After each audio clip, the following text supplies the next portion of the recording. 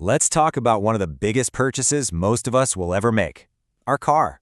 But what if that decision, the one you thought was so smart, is actually a hidden trap? A trap that could be quietly wrecking your entire financial future. We're going to break it down.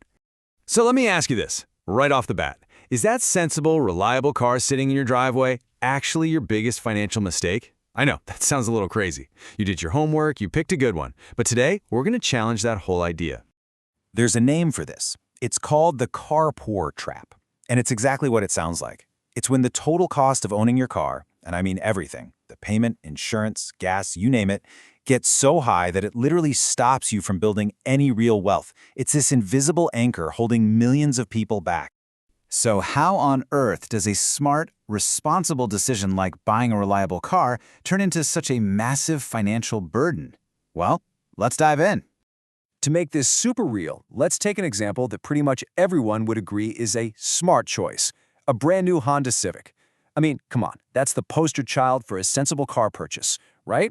What if I told you that over just 5 years, that sensible new Civic is actually going to cost you more than $46,000? Yeah.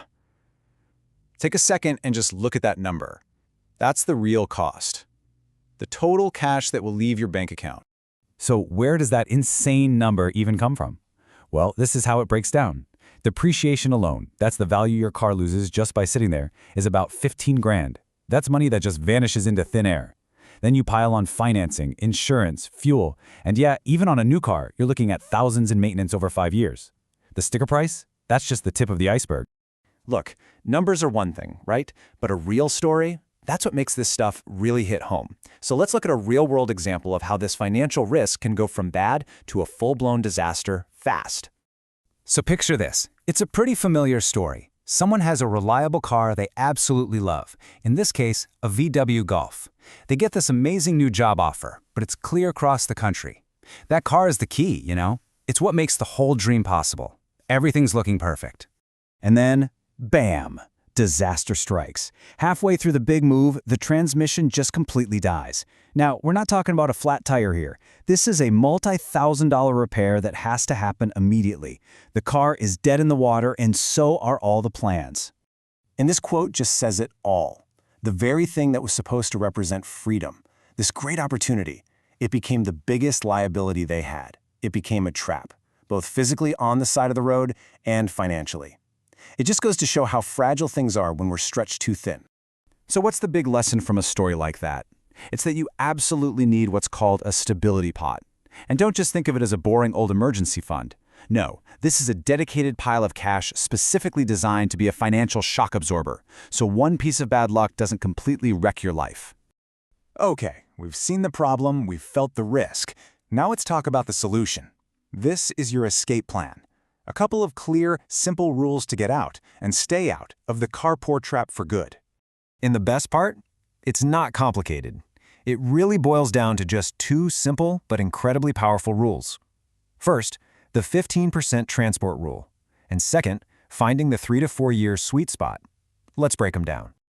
All right, rule number 1 is your new financial Bible, the 15% transport rule. It's so simple. All your car costs combined, the payment, insurance, gas, maintenance, the whole shebang, should never, ever be more than 15% of your monthly take-home pay. It's a non-negotiable line in the sand that keeps you safe. Now, for rule number 2, you have to understand the crazy math of depreciation. In the very first year you own a new car, it loses about 20% of its value. Poof, gone. But look what happens around year 3 and 4. That value loss slows way, way down. And that's our opening. That's our opportunity.